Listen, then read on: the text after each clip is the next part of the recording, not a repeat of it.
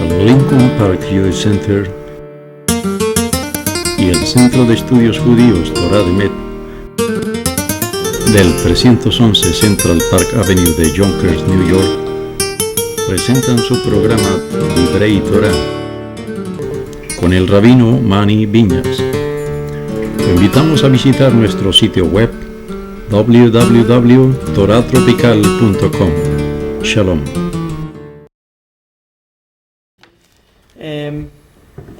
Antes de empezar en las ideas específicas sobre el Sidur, el libro de oraciones, voy a dar un sobrepaso un poco sobre el concepto de oración y también un poco más detalle sobre el concepto de oración cuando estemos estudiando las varias partes del Sidur. Antes de eso, quiero hablar de algunas de los pensamientos que tengo al momento de empezar a describir el proceso de oración en la sinagoga.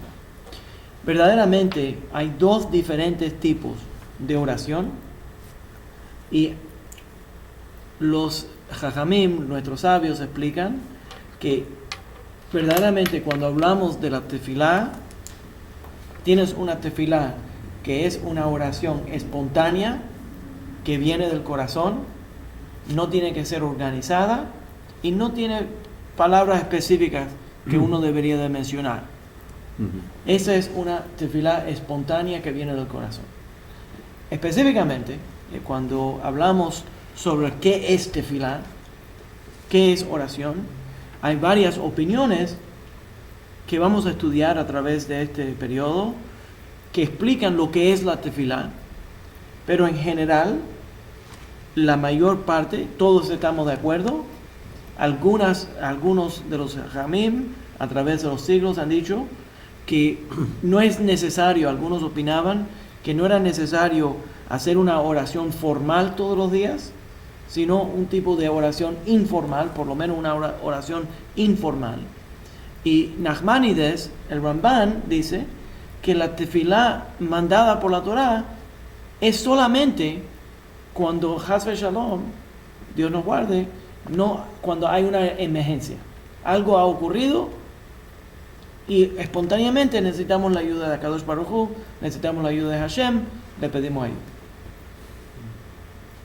Entonces, pero sí entendemos en el judaísmo que hay algún tipo de mandamiento de oración. Entonces, lo que voy a hacer es, durante este periodo de tiempo, vamos a hablar sobre oración tefilá, qué es oración tefilá en el judaísmo, de dónde viene, de qué se basa, y las partes de la tefilá, específicamente el sidur. Y una de las razones que quiero concentrarme tanto en el sidur es que el sidur contiene tanta información judía que es imprescindible tenerlo como parte de lo que uno tiene en su casa. Y es muy importante entender lo que es el sidur y qué es lo que contiene y cómo usarlo. ¿Ya? Entonces voy a entrar al sidur, cómo organizar las oraciones, y ya dijimos que hay una oración, un tipo de oración que es espontánea, que viene del corazón. Hay otro tipo de oración que está organizada, que tiene que venir durante ciertas horas del día, que somos mandados, obligados por la halajá, por la ley, de orar por lo menos 3 veces al día, en una forma organizada, y cuáles son las partes más importantes de esa oración durante las 3 veces al día. ¿Ya? Entonces vamos a hablar de oración espontánea y vamos a también hablar de oración organizada, puesta en una orden específica, la liturgia del pueblo judío que viene a través del Sidur. Lo primero que podemos mencionar aquí es que el Sidur viene de la palabra Seder. Seder, la misma palabra que usamos para Pesach, para la orden de la comida de Pesach, que es el Seder. La orden, la palabra es Samach Dalet Resh. Samach Dalet Resh, que es Sidur. Todas las palabras en hebreo tienen una raíz de 3 letras. Entonces, Samach Dalet Resh, que quiere decir orden. Orden. Okay. Entonces, el Sidur se escribe Samach Yud Dalet Resh, Dalet Vav Resh, que quiere decir orden, pero es la orden de la oración. ¿Ya? Cuando hablamos del Sidur, necesitamos entender, y les recuerdo que hablamos anteriormente, pero lo vamos a mencionar, la idea de los perushim. Yo creo que en inglés, en español lo traducen como los fariseos. La idea de nuestros sabios que explican que cuando Moshe Rabbeinu subió al monte Sinaí, cuando Moisés subió al monte Sinaí y recibió la profecía, verdaderamente no solamente recibió una Torá, sino recibió 2 Torá. La Torá escrita y la Torá oral. La Torá escrita forma hoy en día lo que nosotros describimos como los 24 libros del Tanaj. Esa es la Torá escrita. Y normalmente cuando hablamos de la Torá estamos hablando verdaderamente del Tanaj entero. Y a veces cuando hablamos de esta Torá hablamos de los 5 libros de Moisés. Pero la profecía de Moshe es central para entender los mandamientos divinos. Anteriormente lo expliqué, pero quiero nada más tomar un momento. Y hoy estuve hablando de esto en la Universidad de City College. La idea que los rabinos escribieron ciertas oraciones y entre esas oraciones están las bendiciones, los brajot. La brajá se hace, sí llegó, ¿ves? La brajá sí se hace cuando uno va a comer algo o cuando uno va a hacer una mitzvah específica. Y no, esas son las oraciones que ya nosotros reconocemos que comienzan casi siempre con Baruch atah Adonai. ¿Quién fue el primero que dijo Baruch atah Adonai Sarah? David, en el libro de Crónicas. Él lo sabía. Entonces,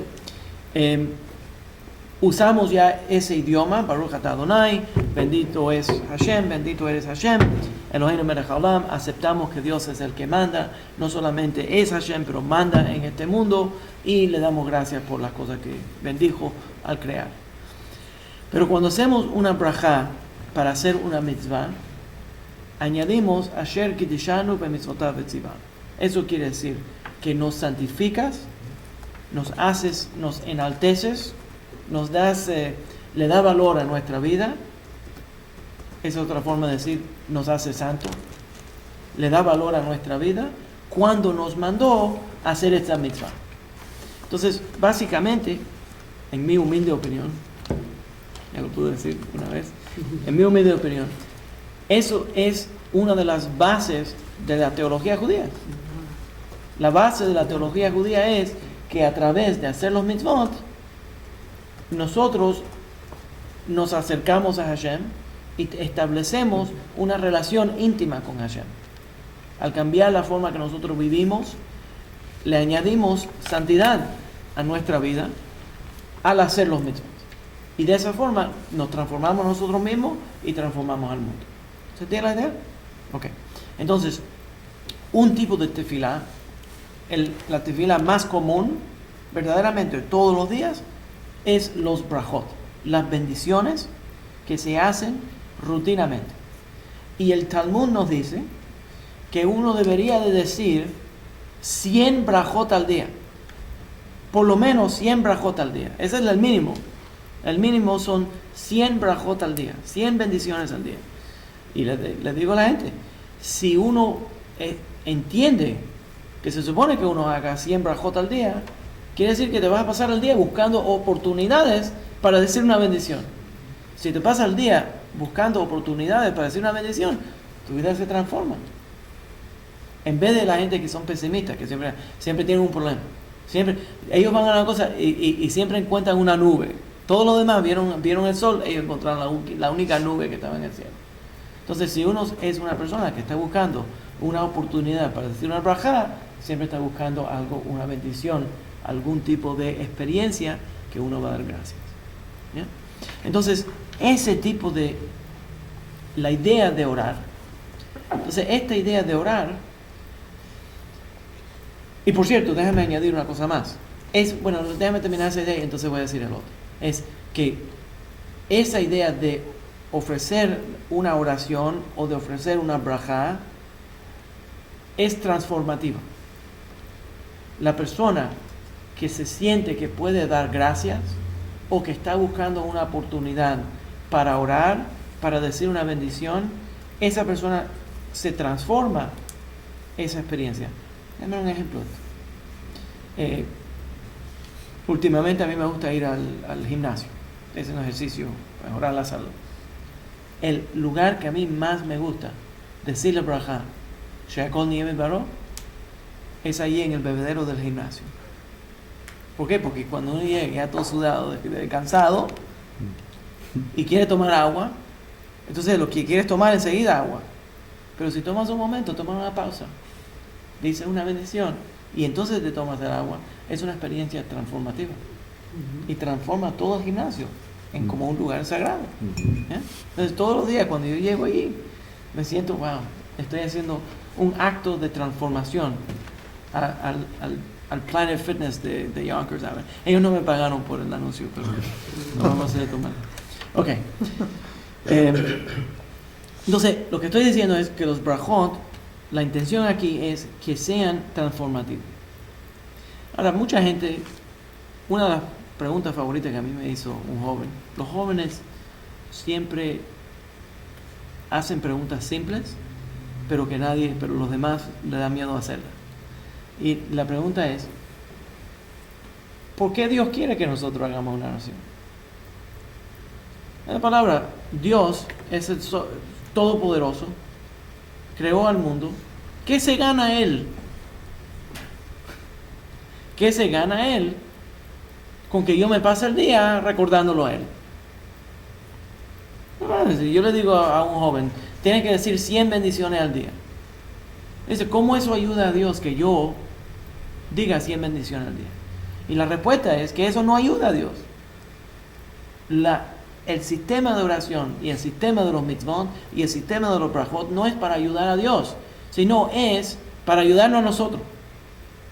Entonces, Él nos hace a nosotros el regalo, nos hace el favor de decirnos, recuérdate de mí y busca oportunidad de dar gracias. ¿Tienes la idea? Y de esa forma, cuando nosotros hacemos los mitzvot, entonces eso no solamente halaga a Hashem, pero verdaderamente nos recuerda que hay algo más grande que nosotros, nos saca de nuestra experiencia y nos transforma a la vida de nosotros. No hace nada por él. Ahora, hay déjame añadir aquí, para ser completamente honesto intelectualmente, los mekubalim, los cabalistas, dicen que sí ayuda a Dios.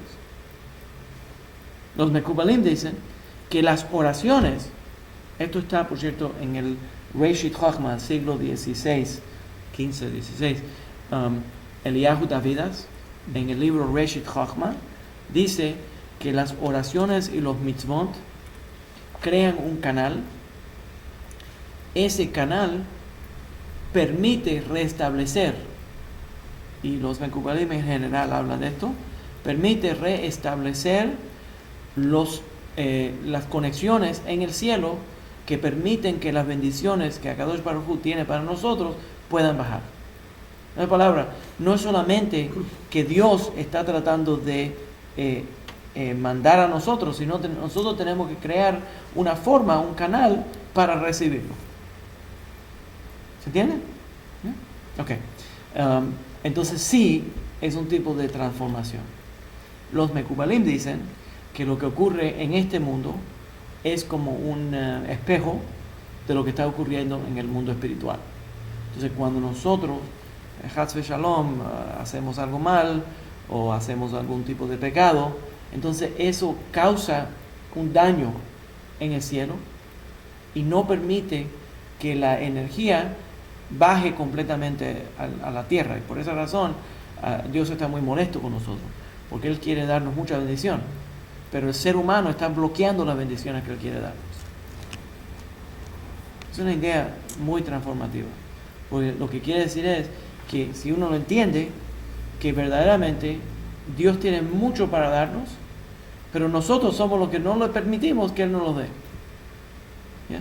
Entonces, al hacer las bendiciones, al hacer los mitzvot, creamos un canal para recibir esas bendiciones.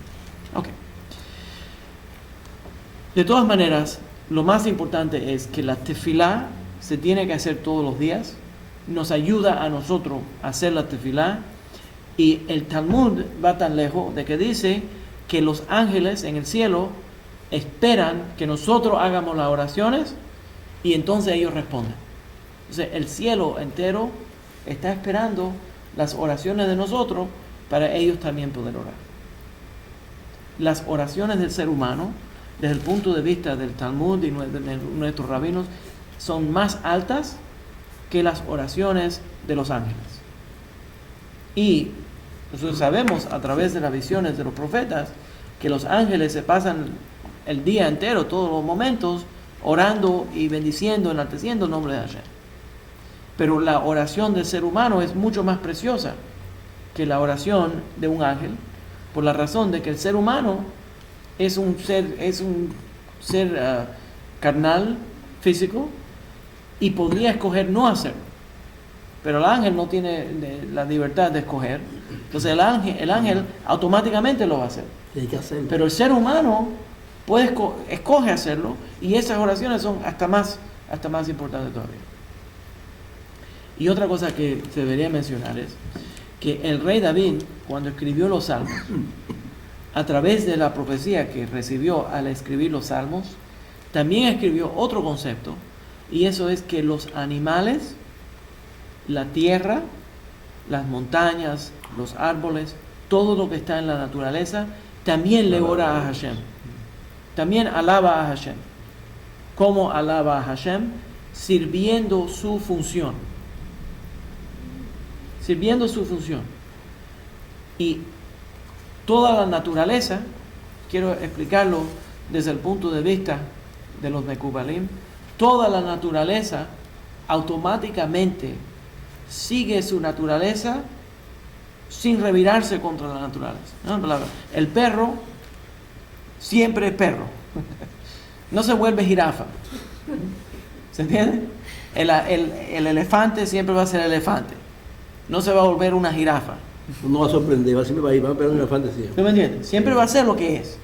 El ser humano es la cosa que no sigue su naturaleza, desafortunadamente.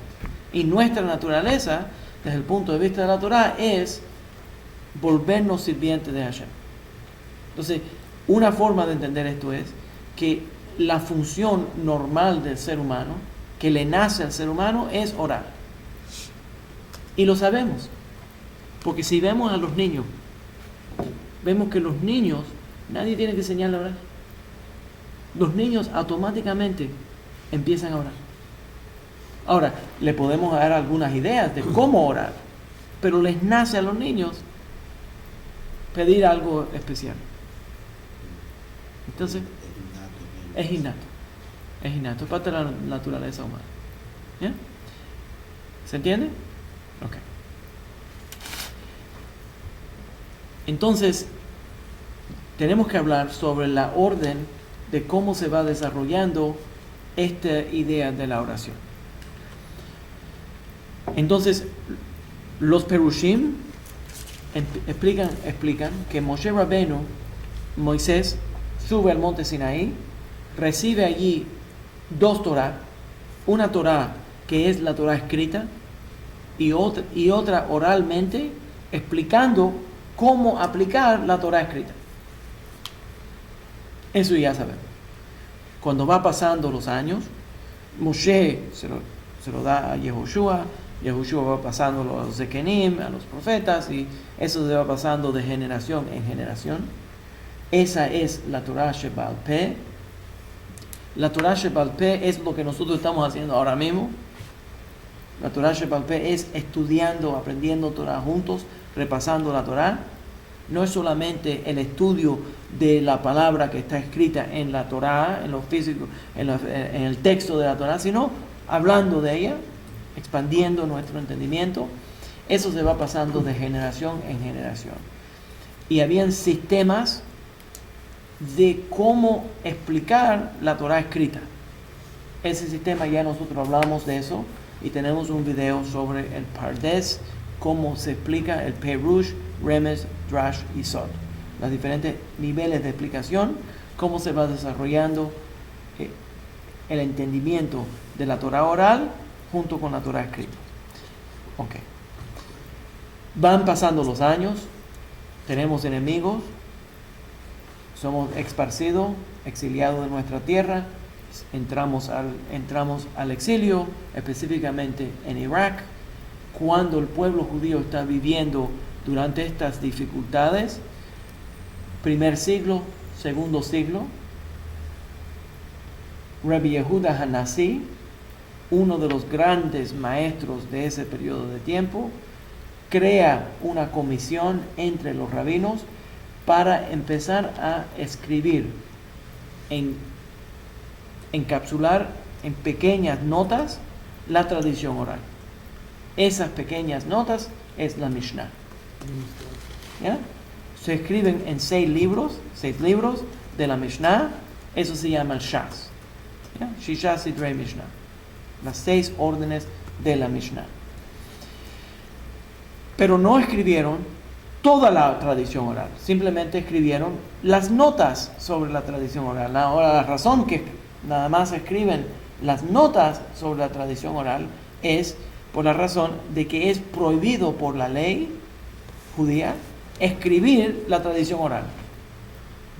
Normalmente nada más nosotros podemos escribir la Torah escrita, pero como era un estado de emergencia y se estaba perdiendo esa tradición, ese estilo de la tradición oral, los rabinos se reunieron y dicen: Et la asot la Hashem hefero torateja. Es hora de proteger a Hashem, de proteger a la palabra de Hashem. Vamos a tener que violar una ley para preservar las otras leyes. Entonces escribieron el mínimo sobre la tradición oral y lo escribieron en 6 tomos, que son un poquito extensivos, más de los 6 tomos que nosotros imaginamos. Entonces escribieron esos 6 tomos y eso es la Mishnah. Junto con la Mishnah se va desarrollando, toda la gente que aprende en la Mishnah aprenden un estilo de estudio de la Mishnah que era argumento lógico sobre el proceso de interpretar la Mishnah. ¿Se entiende? Entonces por años se sentaban los estudiantes de la tradición oral y teníamos un sistema, los rabinos tenían un sistema de estudiábamos la parashá, la orden de la Torah escrita, estudiábamos la Mishnah y discutíamos. Tomamos un estilo argumentativo. Ese estilo argumentativo, el Talmud explica que eran como 2 espadas dándose, una se afilaba a la otra.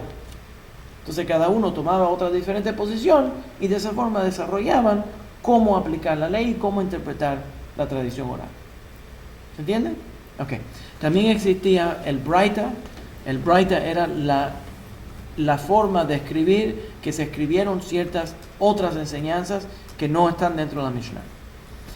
Cuando pasan los años, eso empieza también a decaer y en los yeshivot de Irak, en Sura y Pombedita, 2 ciudades mayores en Irak, se reunían los grandes maestros a discutir la Mishnah. Cuando llegaron a cierto punto, se dieron cuenta que este estilo de argumentación sobre la Mishnah estaba en peligro de perderse. Y hicieron una serie de reuniones a través de varios años y tenían allí hombres que estaban escribiendo los argumentos de los sabios que estaban estudiando la Mishnah. Ese libro se llama la Gemara. Coge la Gemara. ¿De cuánto la Mishnah? Lo que hace es que coge la Mishnah y recuerda, escribe las discusiones de la Mishnah. Okay. Eso se llama la Gemara. Cuando coges entonces la Mishnah, lo pones en la misma página con la Gemara, eso se llama el Talmud de Babilonia. ¿Se entiende la idea? Entonces el Talmud de Babilonia siempre va a tener la Mishnah y la Gemara. la Gemara está elucidando cómo discutir la Mishnah anterior.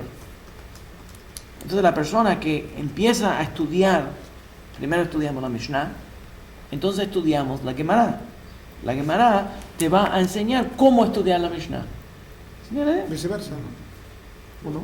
No, porque en la orden siempre tienes la Mishnah primero, porque fue desarrollada cronológicamente. Y entonces tienes la Gemara. La Gemara te va a decir cuáles son las discusiones de los grandes sabios sobre esa Mishnah. ¿Ya? Ok. Entonces, hoy en día hay mucha gente que malentienden y se creen que la Torah oral es el Talmud. Pero no es así. El Talmud es una ofrenda de la Torah oral. Es una parte de la Torah oral.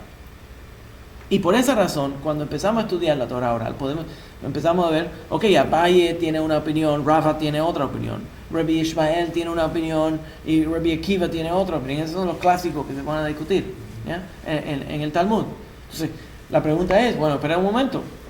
¿Cómo es? ¿Cuál es la opinión? ¿Cuál es lo que Dios quiere? ¿Quiere que sigamos a Rabbi Ishmael o quiere que sigamos a Rabbi Akiva? ¿Quiere que sigamos a la casa de Shammai o que sigamos a la casa de Hillel? ¿Cuál es? Entonces, la respuesta es que la Torah oral y la Torah en general, los rabinos explican, tiene 70 caras. 70 diferentes formas de aplicar la forma que nosotros entendemos la Torah. La Torah oral tiene 70 caras. ¿Se entiende? Bueno, la Torah en general tiene 70 caras y la Torah oral va desarrollando estas diferentes opiniones dentro de la Torah. ¿Se entiende? Entonces no todos tienen que estar de acuerdo. Y por esa razón, a veces cuando llegas a cierto nivel de discusión en el Talmud, dice Elu ve'elu divrei Elokim chaim. Este y este son las palabras del Dios viviente. Ahora, los dos tal vez están de desacuerdo completamente, pero verdaderamente las dos opiniones son divinas. ¿Ya? Ok.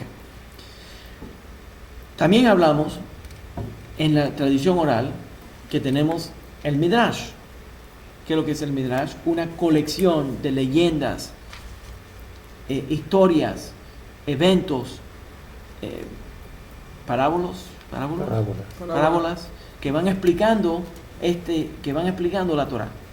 Perdóname, pero ¿cuál sería la diferencia ahí entre el Talmud Babli y el Talmud Jerusalén? El Talmud de Babilonia, el Talmud El Talmud de Babilonia fue escrito en Babilonia y el Talmud de Jerusalén fue escrito en Israel. Uh-huh. El Talmud de Jerusalén fue escrito primero, luego el Talmud de Babilonia. La razón que mucha gente estudia primero el Talmud de Babilonia es porque es más extensivo, es más reciente, no tan reciente, pero es más reciente, y tenían grandes sabios en Babel. Por esa razón mucha gente se concentra en él. Pero en cuanto a contenido todo es similar. En cuanto a contenido todo es similar. No siempre están de acuerdo. No siempre están de acuerdo. Y casi siempre cuando nosotros estudiamos el Babli, en algunas ocasiones estudiamos el Yerushalmi para ver las diferencias entre los dos. Ok, pero la razón que ando en esto es porque quiero explicar que hay múltiples aplicaciones de la Torah oral. ¿Se entiende? Ahora, una cosa más que quiero mencionar aquí es que cuando hablamos sobre la Torah oral, en muchas ocasiones las culturas occidentales basadas en Europa, porque siguen la tradición greco-romana, en la tradición greco-romana los romanos empezaron a tener mucho respeto por la palabra escrita y empezaron a desviarse de la tradición oral por acceso a poder escribir, y en la tradición occidental europea tiene mucho respeto para la palabra escrita, pero en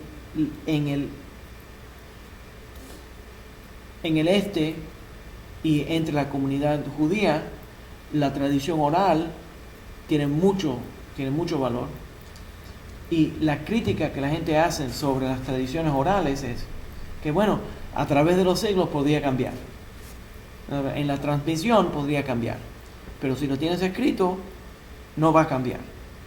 Entonces, lo primero que quiero explicar sobre eso es que eso no es cierto. Eso no es cierto. En la tradición oral, la forma que nosotros lo hacíamos era que los rabinos tenían que memorizarse la tradición oral. En otras palabras, cuando repetías en una forma oral, usando palabras, esa tradición oral se tenía que decir exactamente. Y entonces, mucho entrenamiento a decir, a recitar la tradición oral, específicamente con la memoria de cómo hacerlo. Entonces, era muy específico. Y la otra parte, cuando me dicen la crítica de que podría cambiar, es que hay ciertas porciones que a propósito sí van a cambiar. En otras palabras, tiene la flexibilidad, la tradición oral, de que en diferentes generaciones se va a aplicar en diferentes formas. Pero mientras tanto, todavía es auténticamente la tradición oral, porque se está pasando de generación en generación y tiene es un poquito más elástica que algo que está escrito. Y la gente que me dicen, bueno, lo que está escrito no se va a cambiar, la forma que interpretamos lo que está escrito cambia constantemente. Entonces, la tradición oral es una forma, tenías la ancla, lo pesado de lo escrito, que es la Torah escrita, que eso te aguanta y te mantiene por lo menos en el área de las enseñanzas de la Torah. No puedes inventar una cosa de la tradición oral que va contraria a la Torah. Entonces, cuando en el Talmud un rabino decía una ley, entonces enséñame si hay algo en la Torah que está de acuerdo con eso, que apoye lo que está diciendo. Si no puedes encontrar, o si encuentras algo que está contrario a la tradición oral, a la tradición escrita, entonces eso no es parte de la tradición oral. Entonces eso aguanta la tradición oral, no la deja desviarse, pero a la misma vez le da la flexibilidad de poder aplicarla a través de la generación. ¿Bien? Entonces tenemos la Mishnah, tenemos la Gemara, tenemos el Talmud, tenemos el Midrash, empieza a desarrollarse los libros de Halajá escrito, de la ley escrita, y también hay una tradición oral de la oración, y ese es el Sidur. Ahora recuerden que en los tiempos antiguos la gente no tenía una imprenta, entonces todas las copias de los Sidurim tenían que ser escritos a mano.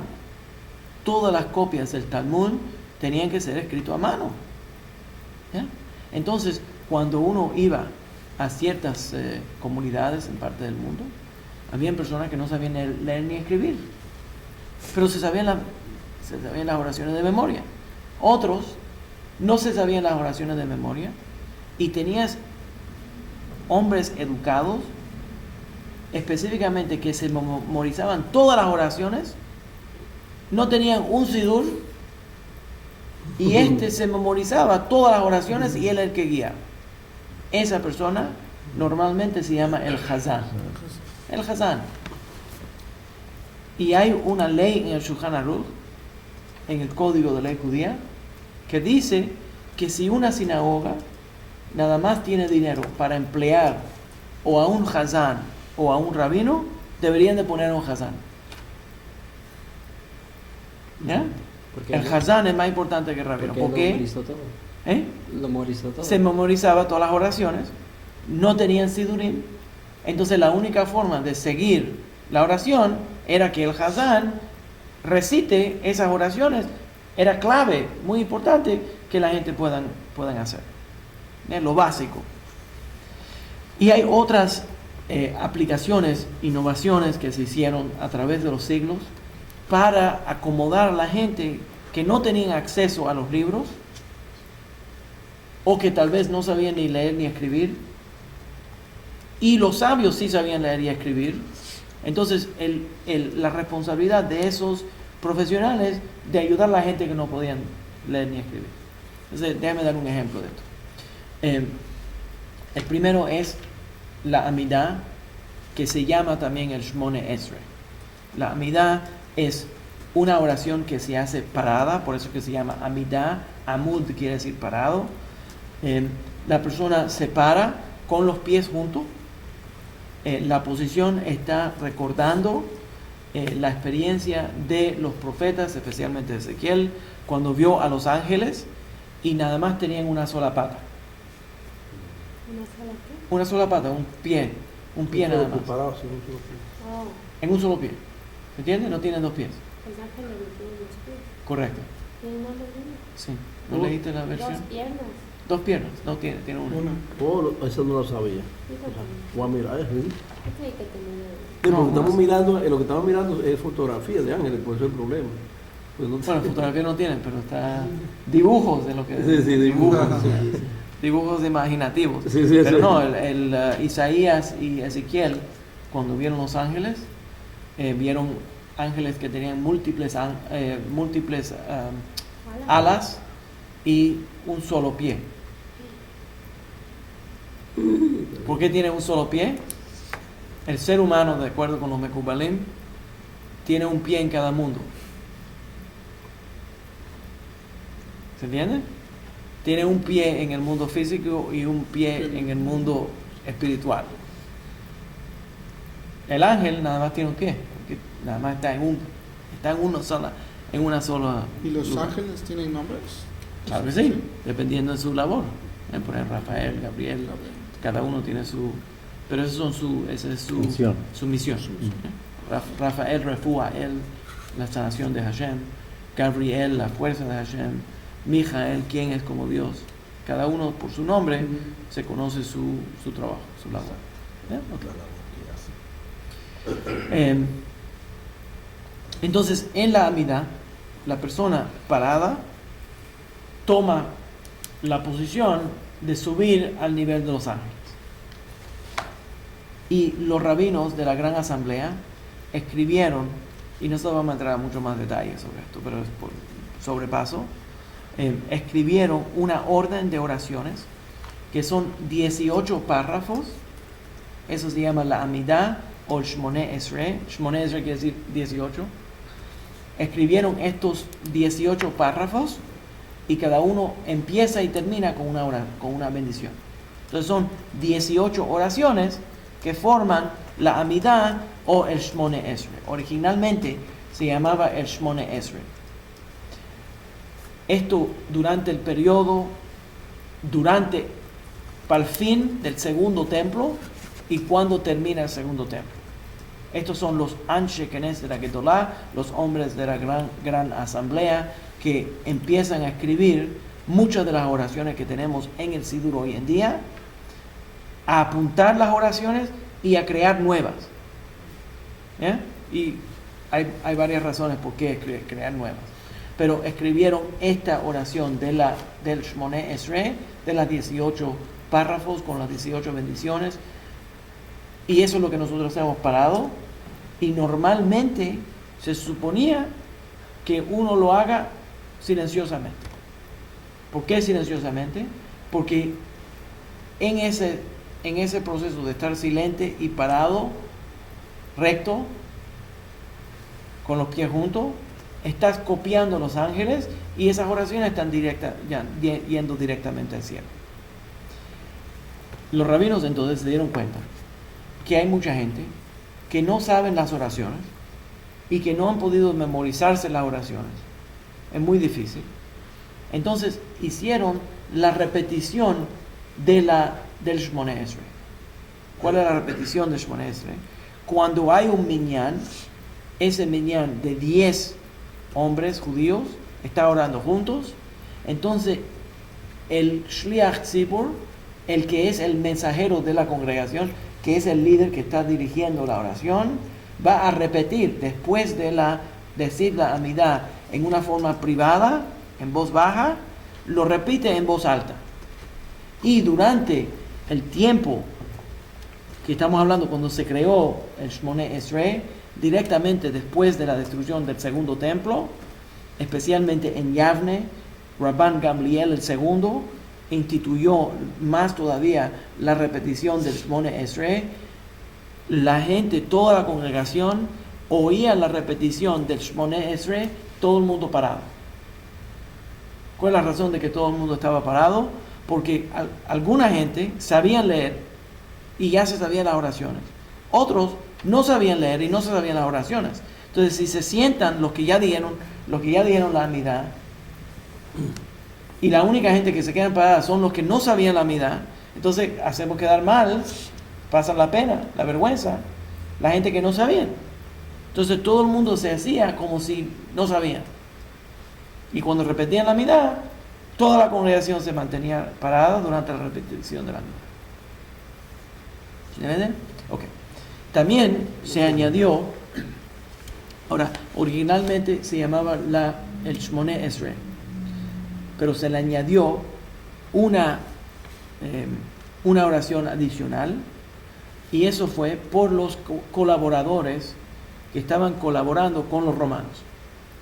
Específicamente, habían grupos de judíos, individuos que se estaban ganando grandes riquezas, colaborando contra los judíos y congraciándose con los romanos.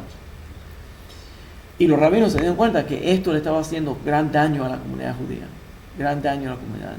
Y le pidieron una comisión de rabinos que le añade una oración a las 18 oraciones que sea contra los colaboradores.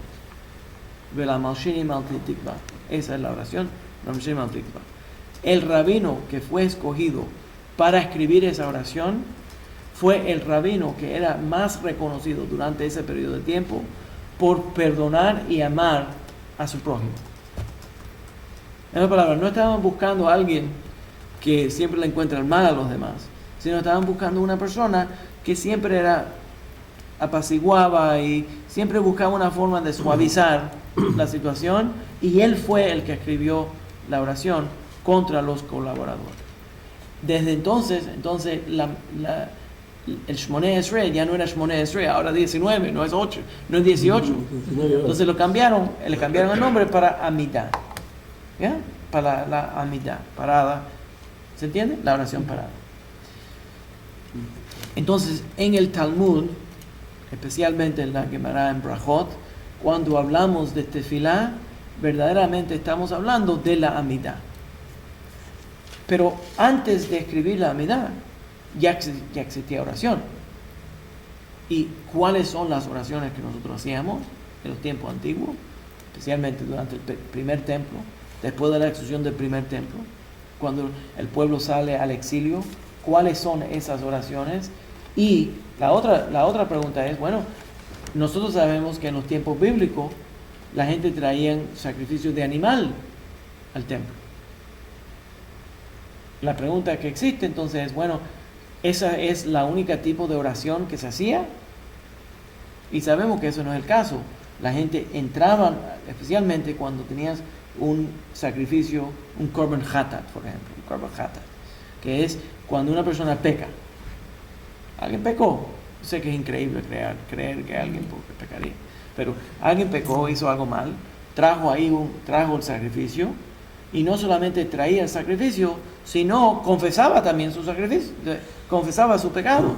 Entonces, y ponía las manos sobre ese sacrificio y confesaba su pecado y le pedía a Hashem que lo perdone por el pecado. Ahora, sin la confesión que la persona iba a hacer, no sirve el korban hatat. Entonces ya sabemos que existía anteriormente el concepto de la oración verbal, de la oración oral. Y eso verdaderamente, el primer contacto que vemos es sobre Hannah. Hannah, en el libro de Samuel, donde Hannah va al sagrado templo. Es una mujer, va al sagrado templo. Ella estaba casada con un hombre. Ese hombre tenía 2 esposas. La otra esposa era Penina, el Haná, y ella no tuvo hijos.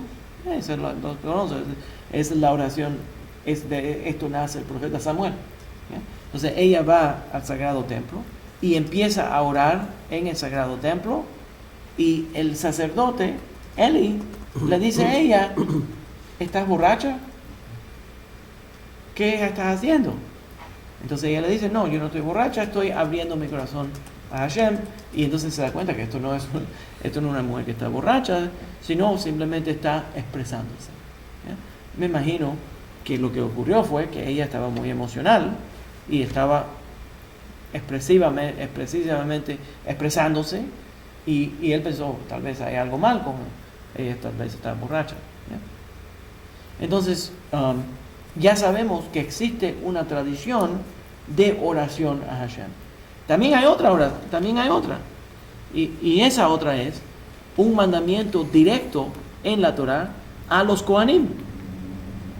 En el libro de Números, los Kohanim son mandados a hacer la mitzvah de expresar una braja. Esa es la braja, Yevareja Hashem v'yishmereja, que Dios nos guarde.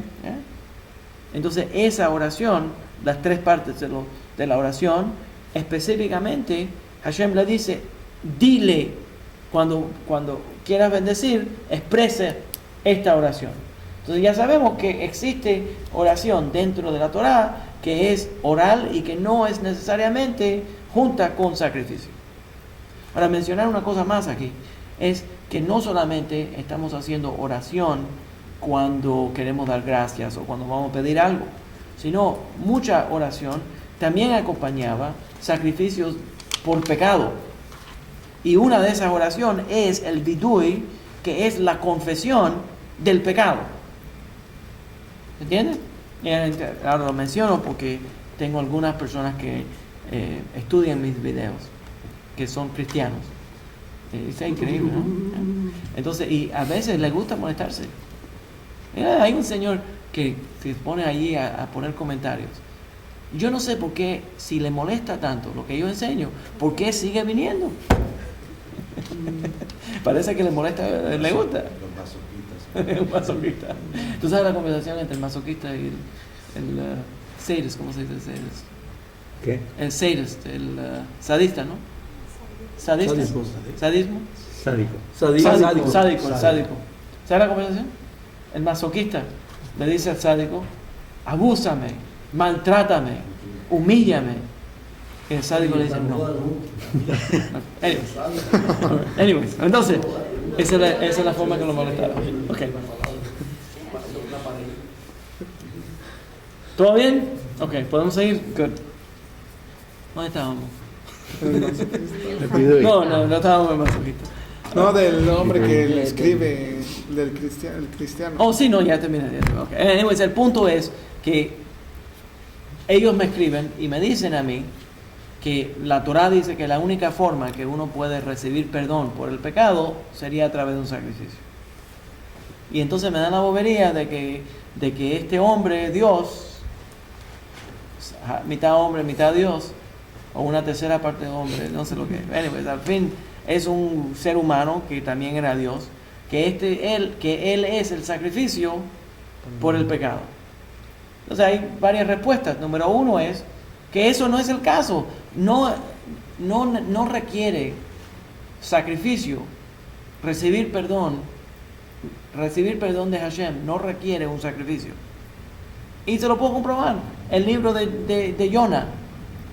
El libro de Jonah, cuando Jonah va a Nínive y le dice, al fin que llegó a Nínive, después de tratar de evitar su misión, y le dice a la gente de Nínive, arrepiéntanse de sus pecados. La gente se arrepienta y Hashem nos perdona. Ellos confiesan su pecado y Hashem nos perdona.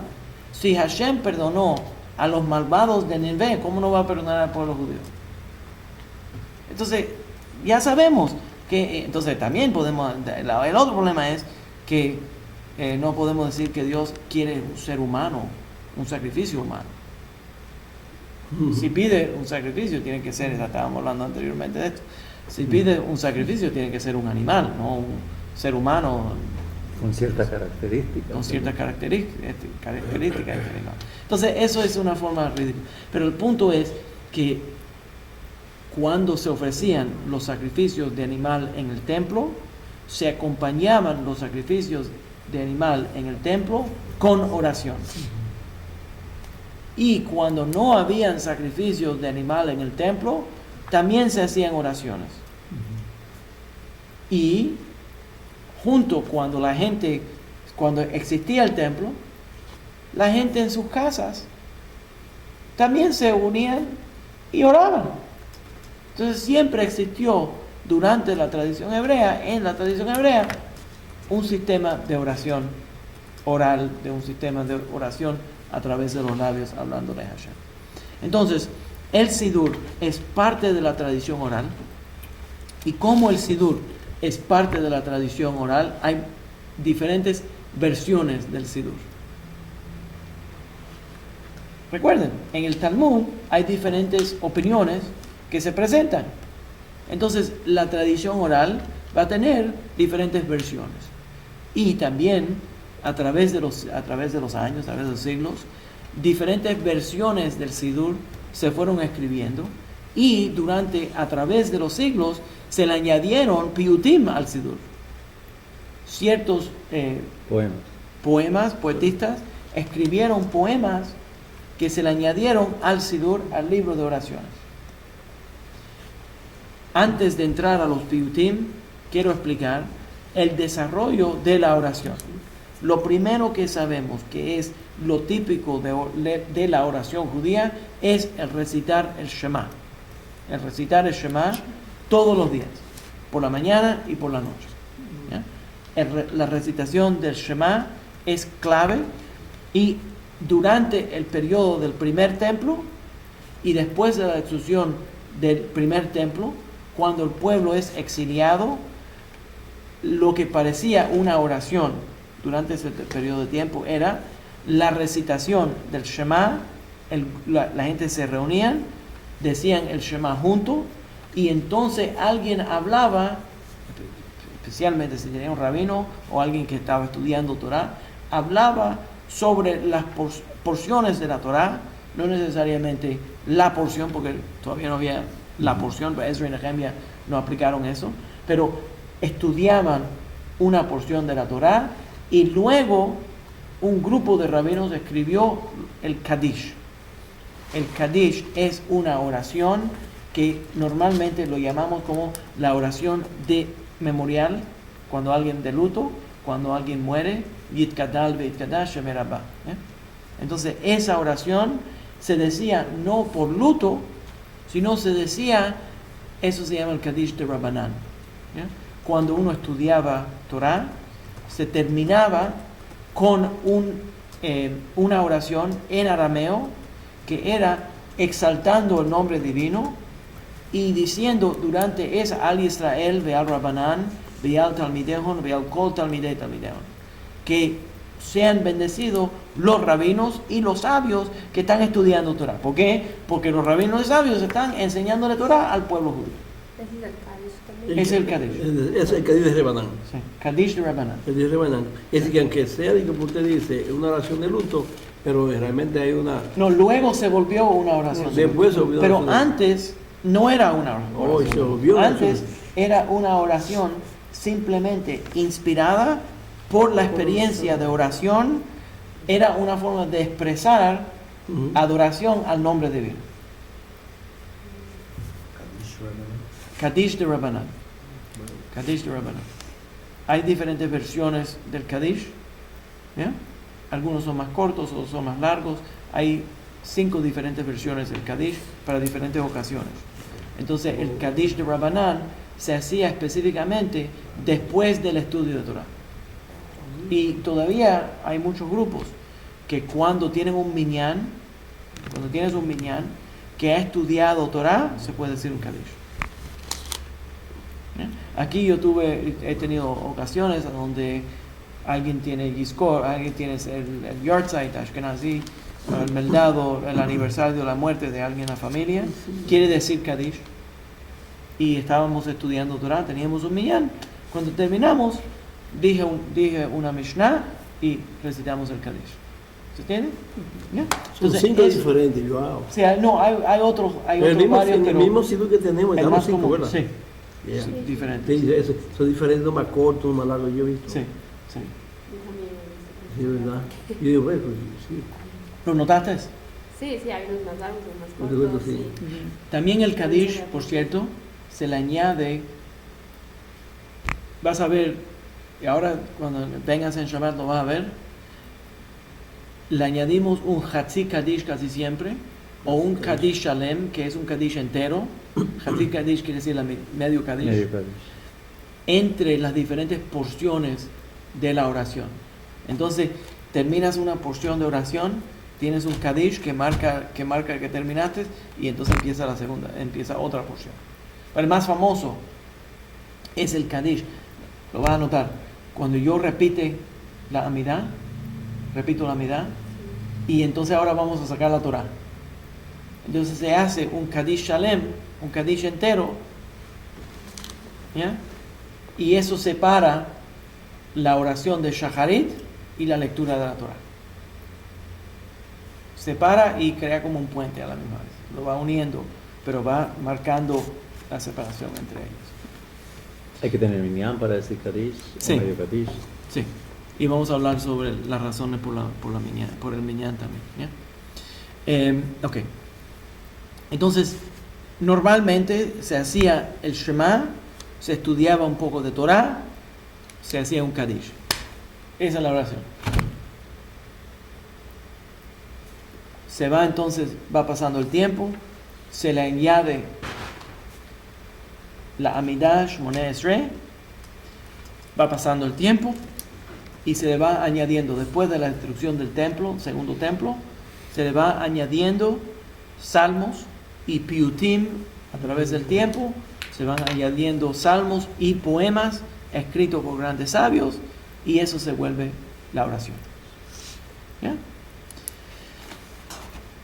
Normalmente, voy a explicar un poco sobre Shacharit, la oración de la mañana.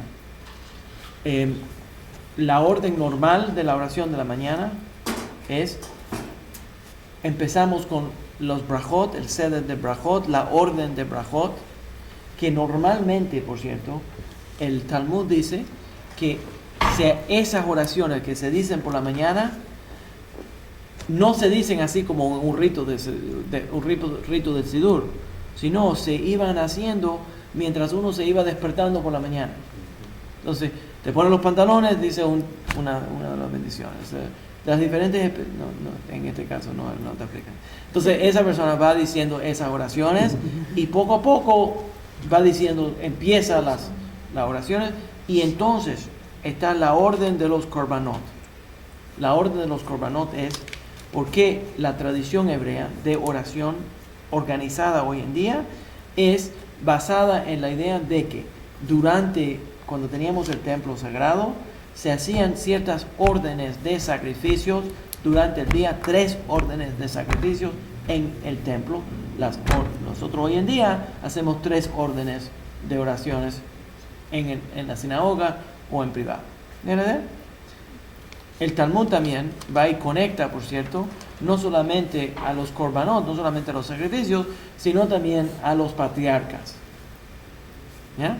Y en Shabbat no solamente hacemos 3 oraciones, hacemos 4 oraciones, que es la oración de Musaf.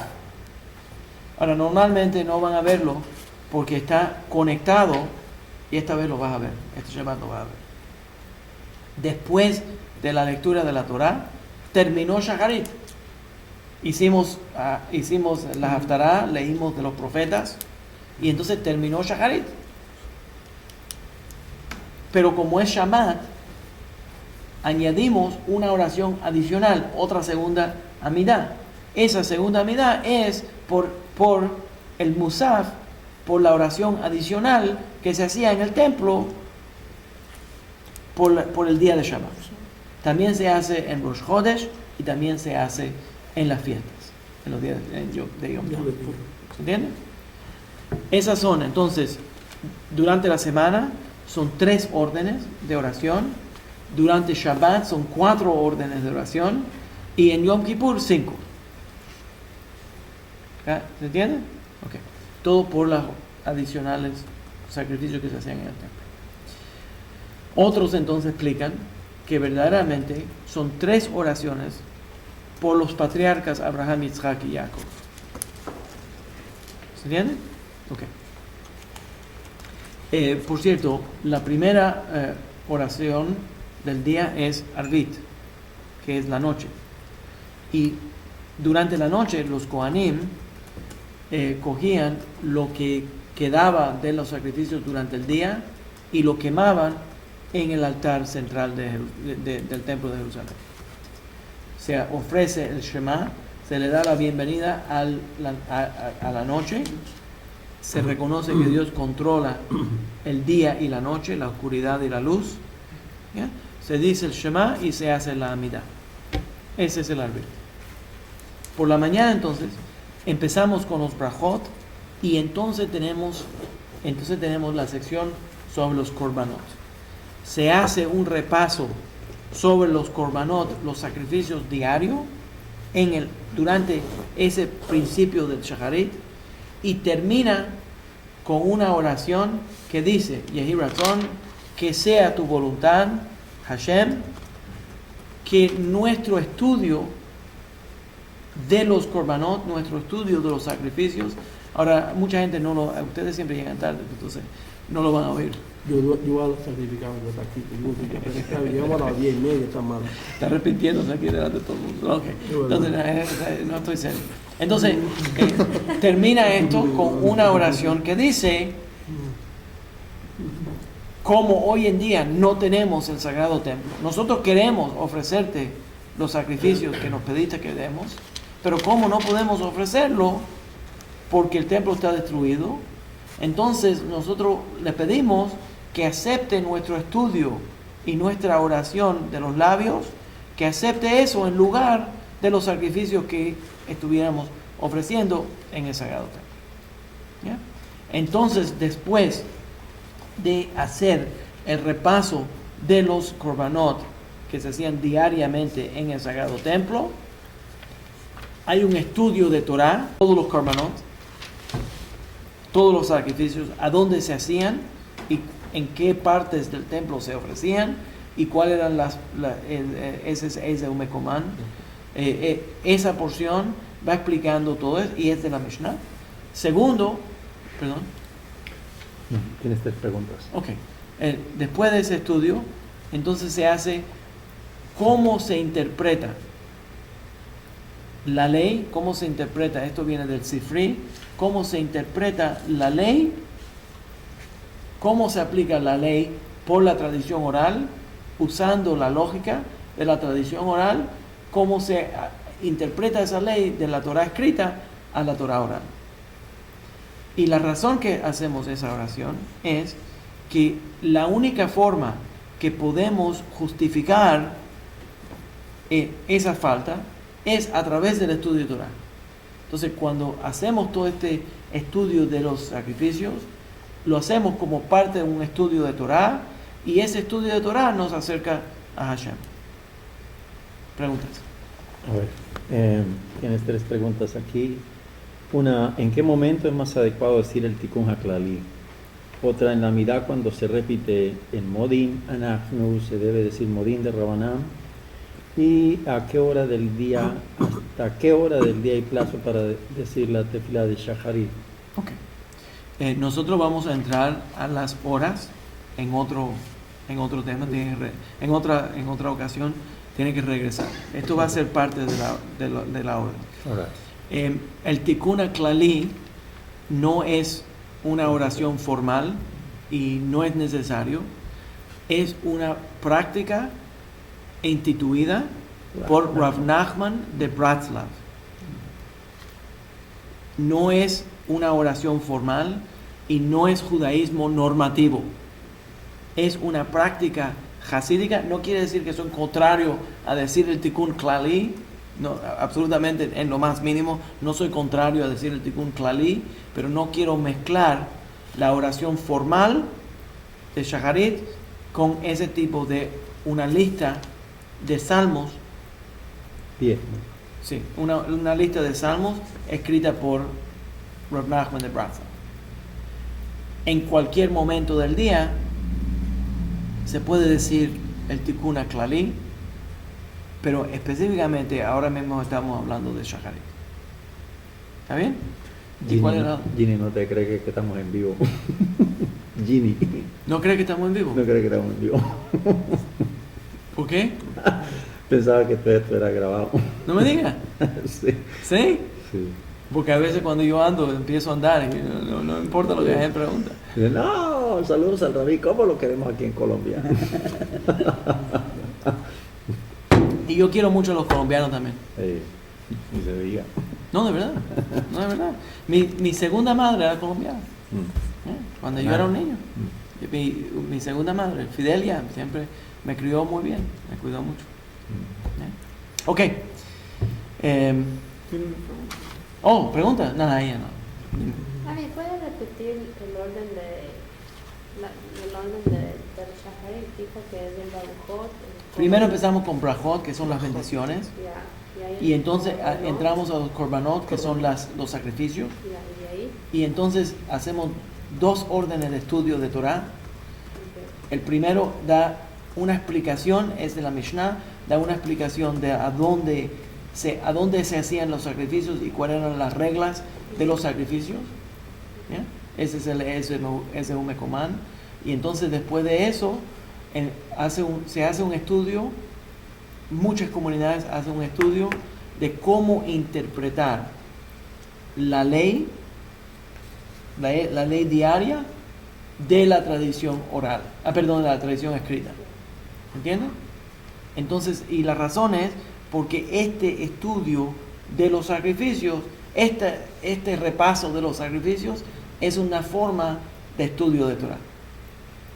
¿Ya? ¿Y de dónde viene esta idea? De una Mishnah que dice, para ampliar esta idea, de una Mishnah que dice, Talmud Torah keneged kulam.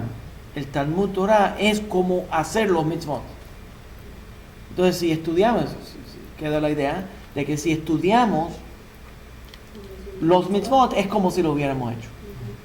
Y como no lo podemos hacer porque el templo está destruido, entonces, y está la mezquita ahí arriba, entonces tenemos que añadir eso. Entonces, a menos que algún loco judío tumbe la mezquita y vuelvan a crear ahí el templo, ahora mismo no podemos ofrecer los sacrificios. Entonces le pedimos a Kadosh Baruj Hu, no que nosotros no ofrecimos los sacrificios porque somos demasiado avanzados, ¿no? Nosotros queremos ofrecer los sacrificios, pero no podemos ofrecer los sacrificios porque el templo de Jerusalén no está. Entonces, ahora vamos a estudiar los sacrificios para acercarnos a la experiencia. ¿Entienden? Entonces, se hace un Kadish de Rabbanán porque se hizo un estudio de Torah. Y entonces empieza los Psuké de Zimra. Psuké de Zimra son los salmos, una serie de salmos. En Shabbat esos salmos van a ser más elaborados, van a ver mucho más, ¿ya? Pero entra esta orden de salmos y entonces va a entrar la oración de peticiones. Yes. ¿Y cuándo empezó el error del canto? ¿Perdón? Del canto. ¿Cuándo empezó el error del canto? ¿El rol del cantor? No. Fue en 1200. La verdad que no sabemos. Yo creo, Rabino, que fue en 1200 y pico, yo lo estuve diciendo. No, es mucho anterior. Porque en el templo, cuando ya habían coros de Kohanim, siempre habían cantores que empezaban con ese coro. Porque es mejor tener cantor de rabino. Bueno, sí, pero en ese tiempo era por la razón de que ellos conocían, o Las cuando, oraciones. lo que me está preguntando es cuando él empezaba a dirigir, normalmente empezaba toda la oración. Ellos recitaban toda la oración. Eso es lo que me está preguntando. No el año, sino en qué punto durante el servicio comienza el Hazán. Sí, eso es lo que... En ciertas comunidades, el Hazán hacía toda la oración. En otras comunidades, y esto se va a ver mucho en las comunidades sefaraditas, el Hazán nada más empieza desde Barjú, pero todavía no me he llegado a Barjú, déjame llegar ahí. Pero en los Psuké de Zimra y en las oraciones anteriores, que son los Korbanot, la congregación va tomando turnos y lo va haciendo. ¿Ya? Entonces, en muchas comunidades sefaraditas, vas a ver, te sientas ahí y empieza un miembro de la congregación y dice uno de los salmos. Entonces el próximo dice otro salmo y el otro dice otro salmo, ¿right? Y se van tomando turnos. Entonces delante de la teba no hay nadie parado durante la teba y la gente van tomando turnos y van recitando. Entonces cuando ya llega el punto a Yishtabach o Shohenad, a donde él va a decir Barjú et Adonai Boraj, entonces el Hazán sube y entonces el Hazán comienza allí. ¿Bien? Pero en las comunidades ashkenazí, como no había mucha gente que podían recitar esas porciones, designaron uno solo que es el que hace las oraciones. Y él se para todo el tiempo delante de la teba, de la bimá, entonces él dirige ese servicio, y los ashkenazim tienen mucho la costumbre de que siempre hay alguien parado que está haciendo la oración. Pero en las comunidades sefaraditas no es así.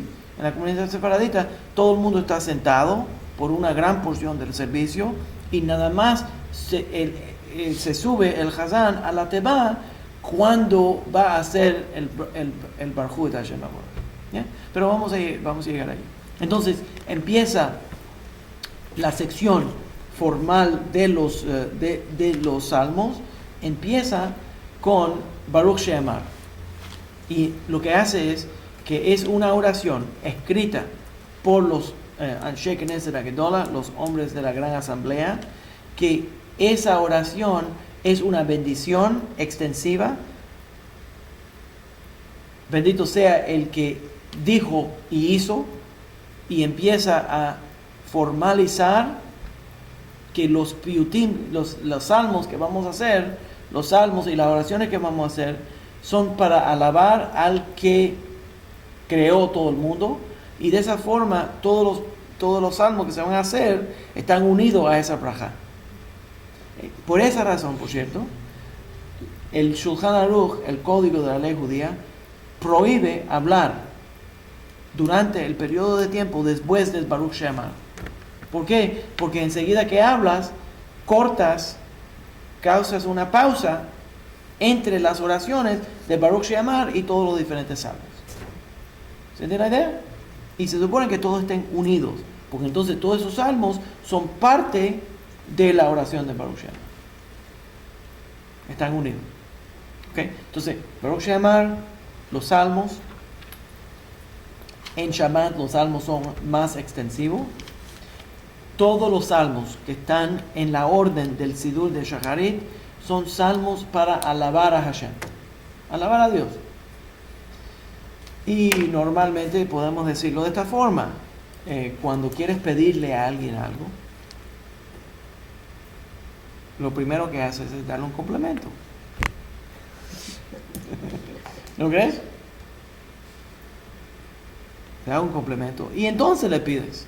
Cumplido. Incumplido. ¿Cumplido?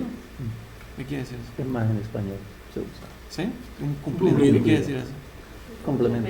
Un complemento. Le dice algo bueno, lo halagas, eso. y entonces le pide algo. ¿Está bien? Entonces le pide algo. ¿Está bien? Entonces, los salmos, eso es lo primero que hace. Y entonces va a entrar ahora, y después de los salmos, entonces vamos a recitar una oración que verdaderamente viene directamente de la Torah, que es el Az Yashir. Y nosotros lo hacemos todos los días. El Az Yashir es el cántico que el pueblo judío hizo cuando se abrió el mar. ¿Cuál es por qué lo estamos haciendo? Para demostrar que estamos siguiendo la tradición de cantarle, alabarle a Hashem con nuestros labios, con esta palabra. Y igual que hiciste una señal, igual que hiciste grandes milagros para el pueblo judío en esos tiempos, haz un milagro para mí también. Entonces termina toda la sección de los salmos con el Az Yashir, y ahora vamos a entrar a Yishtabach, Shohenad, en Shabbat, en el rito Ashkenazí, Shohenad, pero lo más importante es el Barjú. El Barjú es la invitación formal a la oración. Y en las próximas clases vamos a hablar sobre el minyan y las porciones de la oración que requieren un minyan y por qué esas porciones son las que requieren un minyan. El minyan es un quórum de 10 hombres judíos. ¿Ya? Ok. Esa oración, esa invitación, ahora cuando uno entiende el rito sefaradita, tiene más sentido, pues normalmente cuando vienes a una sinagoga ashkenazí, como tienes el Hazán todo el tiempo delante de la teba, de la bimá, entonces, ¿por qué de pronto en el medio de la oración está la invitación formal a orar? ¿Por qué no me invitaste al principio? Pero si entendemos desde el punto de vista separadita, que los miembros de la congregación van tomando turnos y ahora el Hazán subió y ahora es cuando el Hazán va a invitar a orar, entonces lo podemos entender mejor, ¿no? Entonces lo que él hace es el Barjú et Adonai Boraj, bendito es Hashem, que es digno de ser bendecido. Baruch Adonai Boraj leolam vaed, bendito es Hashem, que es el bendecido para toda la eternidad, responde la congregación. Entonces esa es la invitación a la congregación a unirse en oración. Y entonces directamente después de eso, en Shabbat hay ciertos piyutim que se le añade, que son poemas escritos por los peitanim, por los poetistas que escribieron estos poemas. Pero normalmente se hacen una serie de oraciones, bendiciones, que van creando como poco a poco, acercándonos al Shema. Y todas las oraciones que están preparando para el Shema, son sobre el amor entre Dios y el pueblo judío. Este crecimiento de amor y entonces la expresión del Shema. Sigue Ve'ahavta et Hashem Elokeja. Por cierto, nosotros tenemos la costumbre, déjame mencionarlo ahora, y cuando entre a la oración del Shema, esto es todo un sobrepaso sobre lo que vamos a hacer en las próximas clases. Nosotros, todas las comunidades judías tienen la costumbre de taparse los ojos cuando hacemos el Shema. ¿Por qué nos tapamos los ojos? Una razón fácil de entender es para expresar de que todo lo que está ocurriendo alrededor de nosotros no nos va a desviar de nuestra fe en Hashem. Pero la comunidad ashkenazí simplemente, ¿me pueden ver? Simplemente se tapan los ojos así, o como mi maestro, el rabino Rafael, que hablaba separadita, que hablaba ladino, decía asina. Se tapaba los ojos asina, ¿ya? Así. Nosotros tenemos la costumbre de crear un shin con los 3 dedos, un dalet y un yud. Shin, dalet, yud, shaddai. Y entonces taparnos los ojos de esta manera. Y de esa forma crear la palabra shaddai dentro de en nuestros ojos. Algunas otras comunidades hacen así. ¿Ya? Pero por la forma que tapan los ojos se puede saber de dónde viene, ¿no? Entonces, nosotros se supone que los separaditas lo hacemos así. ¿Ya? Shin. Así, perfecto. Shin. Así. That's good. You got it? Y con los ojos cerrados. Se dice el Shema y entonces se hace el Behab. Eso no es correcto. Irse con el talit para el Shema. Sí, el Shema, no digas, no es Shema, ten cuidado con eso. Shema quiere decir tal vez. Se supone que es Shema. Y por cierto, por esa razón la tradición entre los sofrim, nada más para explicarte la razón que te corrijo. ¿Y no importa la mano? Un momento. Siempre se usa la mano derecha, nunca la mano izquierda. En todas las acciones, por los izquierdistas que son malísimos. No, esa no es. Anyways, nunca la siniestra, siempre la diestra. Anyways, eso nada va a jugar. Los sofrim, cuando escribimos el Shema en la Torah, escribimos un ayin grande para que el acento esté al final. Y en hebreo sefaradita siempre el acento está al final. Y los ashkenazim lo mueven para adelante. ¿Se entiende? Shabbat y Shabbos. ¿Está bien? ¿Ya? Mazal, Mazel. ¿Ya? Entonces, Shema quiere decir tal vez Dios es uno. No quiere decir eso. Quiere decir Shema. ¿Ya? Entonces, mucha gente lo que hacen es que cogen el talit, se lo ponen sobre la cabeza, o cogen la tela, se la ponen aquí, y entonces hacen lo mismo. Pero la costumbre separadita es hacer el Shaddai con los dedos. La costumbre sefaradita. Esa es la costumbre separadita. Pero también puedes usar el talit. Pones el talit, pero usa la mano para hacer la forma. Y también, por cierto, nosotros, después de hacer el Shaddai y después de hacer el Shema, entonces besamos la mano. ¿Por qué? Porque hicimos el nombre divino y entonces vamos a expresar nuestro amor para él. ¿Se entiende? Ok. Y ahora especialmente, después de Barjú, es absolutamente prohibido hablar, porque todas las bendiciones que van a venir después del Barjú son preparaciones para el Shema. ¿Ya? Después del Shema, entonces se hace la Amidah, y entonces ya hablamos sobre el Kadish, y la lectura de la Torah, y entonces el Musaf. ¿Ya? Ok. Como hoy va a ser un sobrepaso, la semana que viene lo que vamos a hacer es hablar sobre el desarrollo del Sidur, cómo se va desarrollando el Sidur, de dónde viene el Sidur, y nada más para darle una preparación, este es un comercial para que regresen, ¿no? Entonces, la semana que viene, entonces vamos a hablar sobre el Nusach HaTfilah, la orden de la Tefilá, y los diferentes Sidurim que hay. Entonces, por ejemplo, tienes el Nusach Ashkenaz. El Nusach Ashkenaz es la orden de oración de los Ashkenazim. Pero el Nusach Ashkenaz,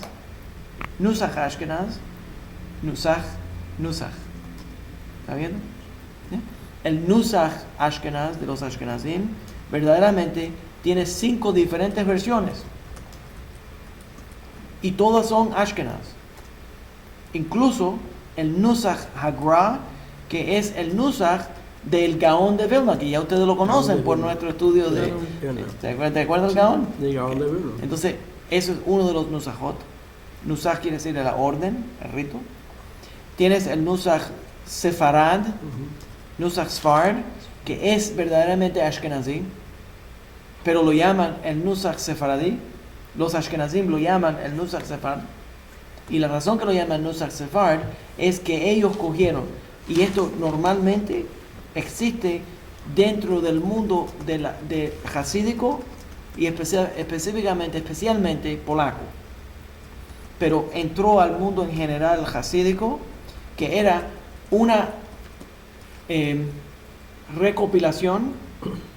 combinación de el rito sefaradita, que voy a describir en un momento, el rito sefaradita y el rito ashkenazí.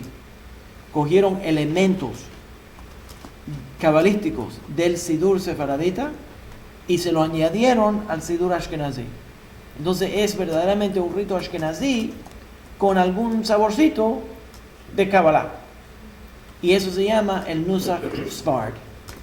Y eso es muy común dentro del mundo ashkenazí, y la gente se confunde porque dice Sfard. Pero eso no quiere decir que es sefaradita, quiere decir que es ashkenazí con un poquito de pimienta. ¿Se entiende la idea? Ok.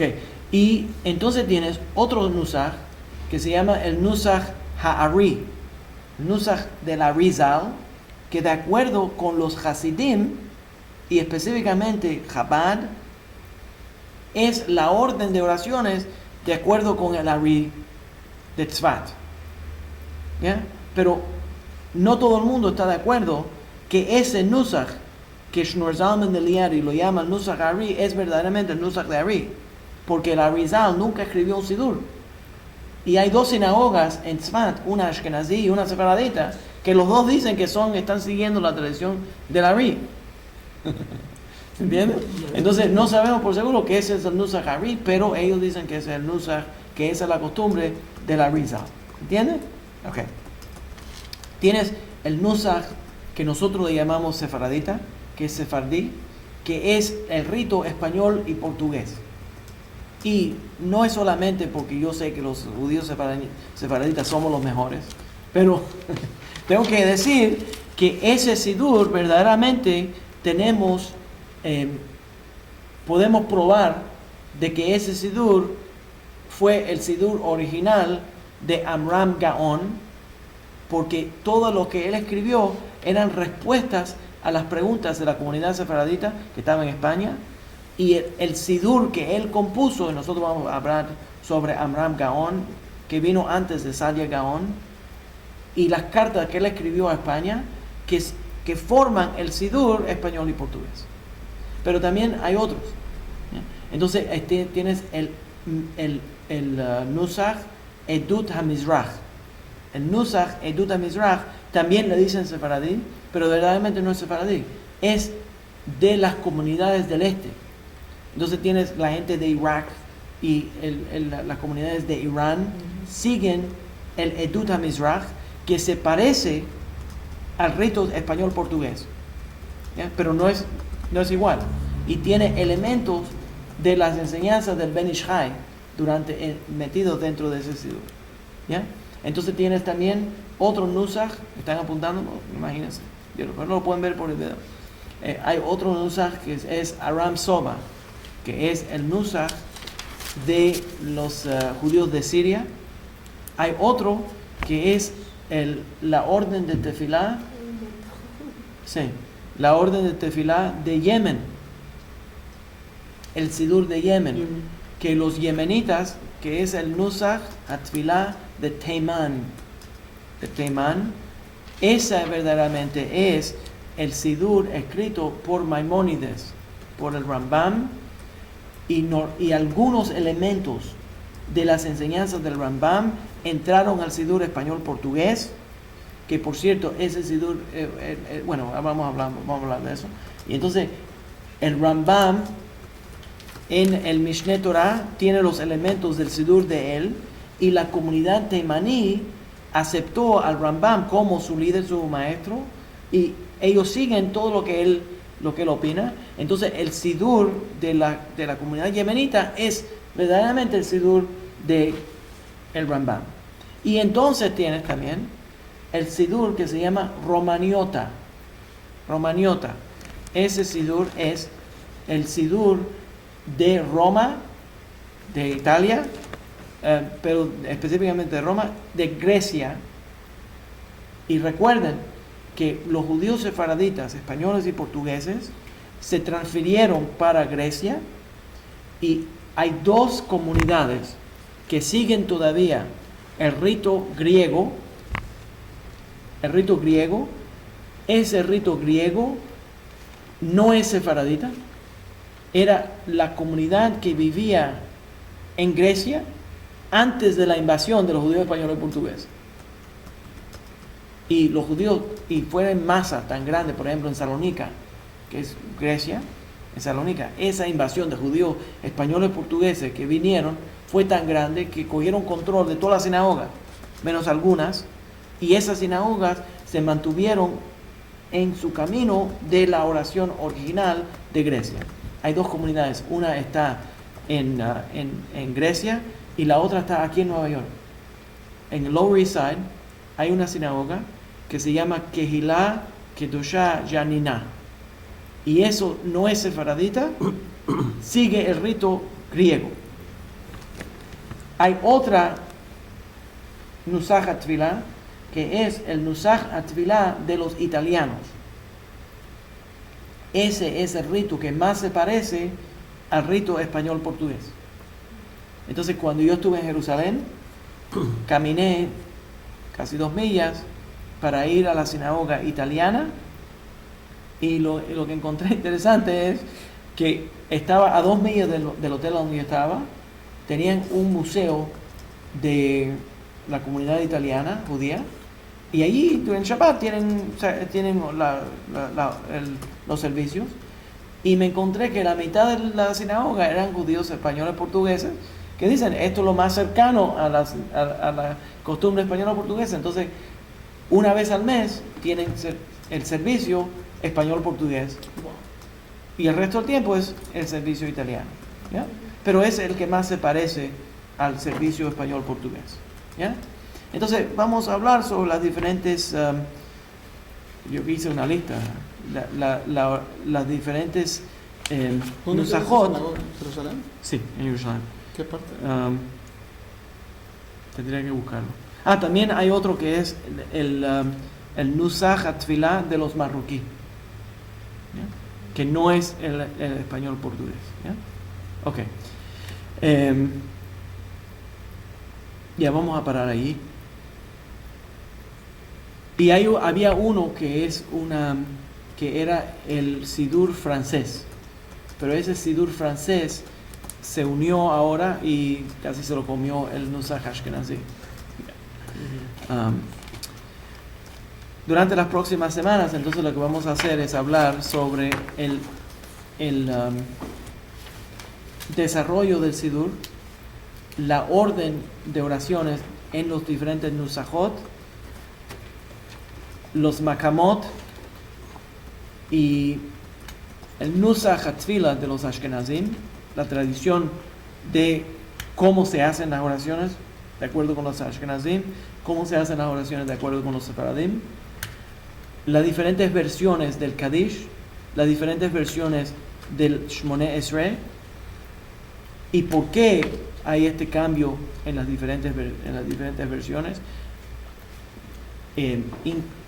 cómo el Sidur incluye conscientemente oraciones cabalistas o conscientemente excluye oraciones cabalistas.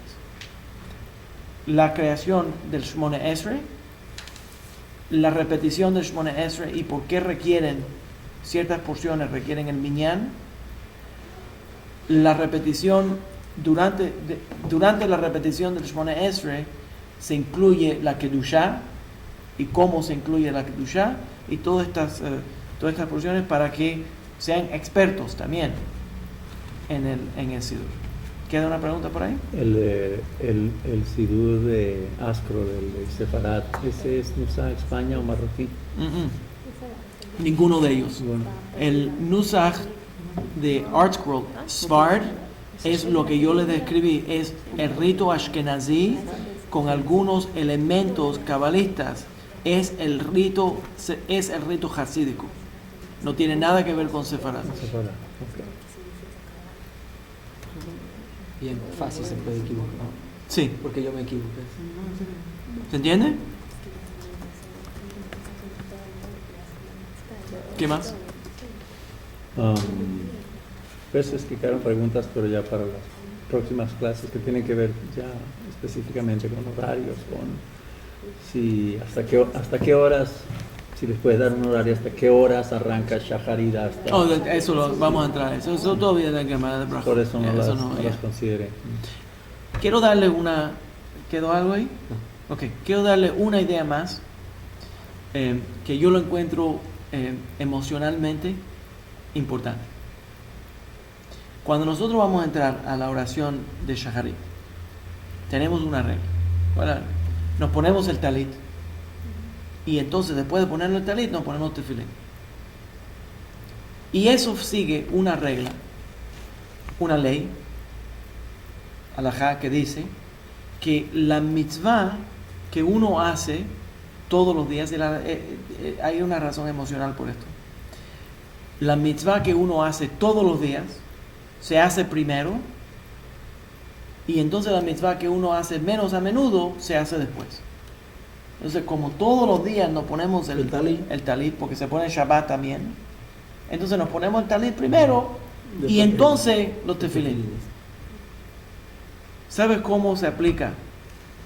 De acuerdo con Rav Yoel Teitelbaum, el Rebbe de Satmar, ¿por qué eso es tan importante? Porque dice Rav Yoel Teitelbaum, el Rebbe de Satmar, dice que la gente, cuando se acostumbra a alguien que lo ve todos los días, ignora a ese tipo que él ve todos los días y nada más le presta atención a la gente que él ve menos a menudo. Y por esta ley nosotros aprendemos que lo que es más importante son la gente que vemos todos los días. Y entonces podemos saludar a los extranjeros. pero tratar mejor a los miembros de nuestra propia familia que tratamos a la gente que son de afuera. El Satmar Rebbe dice que uno ve a su rabino constantemente.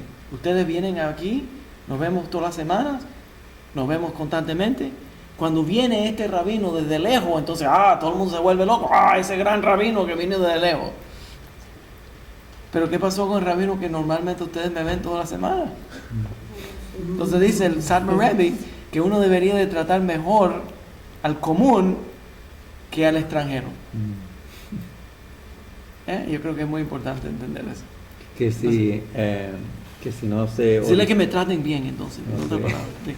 Que si no se originaron otros en usar sefarim en otras nuevas formas aquí en América, como por ejemplo la argentina o la cubana, chico. Bueno, no, esas son oraciones espontáneas. Por ejemplo, las oraciones espontáneas cuando uno está jugando con la dominó y le pide, hazme favor, viejo, déjame ganar una, por lo menos una. En la calle 8. ¿Tú me entiendes? Pero eso son oraciones espontáneas. ¿Ya? Y por cierto, el nombre de Dios no es oye chico, por cierto, nada más para estar seguro de que... Ok, anyways, esas son oraciones espontáneas, right? Tú sabes que hay un gran debate en los Estados Unidos de que si deberían de tener oraciones en las escuelas públicas. ¿Ya? Ese debate es muy antiguo, pero yo digo que las oraciones en las escuelas públicas son espontáneas de todas maneras. Le das un examen de pronto a los chicos y empiezan a orar enseguida. Oh God, let me pass this. Okay, so Una última pregunta. ok, qué bueno que vino, por eso, por eso le tuve que mandar un mensaje. ¿Por qué siempre todo tiene que ser con la mano derecha? Qué bueno que me hiciste esa pregunta.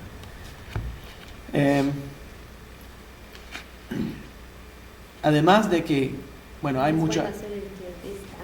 No, sí, esa es la broma, porque a mí no me gusta la siniestra, pero eso es porque ese perro me mordió. Pero esa no es la razón. La razón es que en halajá hay verdaderamente dos razones. Una razón es halágica, otra razón es cabalista. La razón halágica es que reservamos la mano izquierda para cosas sucias. Por ejemplo, limpiarnos después de ir al inodoro. El Shulchan Aruch dice que uno no debería de limpiarse con la mano derecha, sino con la mano izquierda. ¿Ya? Y entonces cuando vas a hacer algo sagrado, usas la mano derecha. Y por esa razón, cuando una persona, por ejemplo, recibe una aliyá a la Torá, no se supone que pongas la mano izquierda en la manigueta de la Torá, sino pones la mano derecha. Eso, entonces reservamos. Y por cierto, en las comunidades del este, no se acostumbraba, en los tiempos antiguos, no se acostumbraba a comer con cubiertos. Entonces, te traen comida y eso es muy común entre los marroquíes todavía. Te traen comida, si comes con la mano izquierda, estás insultándolo. Porque estás diciendo que usas la mano sucia para comer esta comida sucia. Normalmente, en los países árabes, uno tiene que siempre usar la mano derecha para demostrar que es una cosa positiva, ¿no? Pero entonces los Mekubalim también tienen otras razones, y la razón es que la mano izquierda representa el din, la ley, y la mano derecha representa el Gesed, que es la misericordia, el perdón. Entonces nosotros usamos siempre la mano derecha para demostrar que queremos conectarnos a Hashem, no a través del din, sino a través del perdón, de la gracia. Y por cierto, el Ari, es muy buena pregunta que hiciste, y es importante. El Ari dice que uno se pone tefilín. Por decirlo también. El Ari dice que siempre uno debería ponerse tefilín en la mano. Que uno se pone tefilín en la mano izquierda para moderar el din, para que no sea tanto la justicia, sino que nos dé misericordia. Entonces el Ari dice que los tefilín es el vientre, el regen, es femenino, y los cintos es el cordón umbilical que conecta la misericordia de la madre con la criatura. Entonces la persona está cogiendo la fuerza del din y lo está moderando con la fuerza del gesed, de la misericordia. ¿Se entiende? ¿Ya? All right. Cuando el Lincoln Park Jewish Center y el Centro de Estudios Judíos Torah de Met del 311 Central Park Avenue de Yonkers, New York, presentaron su programa Divrei Torah con el rabino Mani Viñas. Te invitamos a visitar nuestro sitio web www.toratropical.com. Shalom.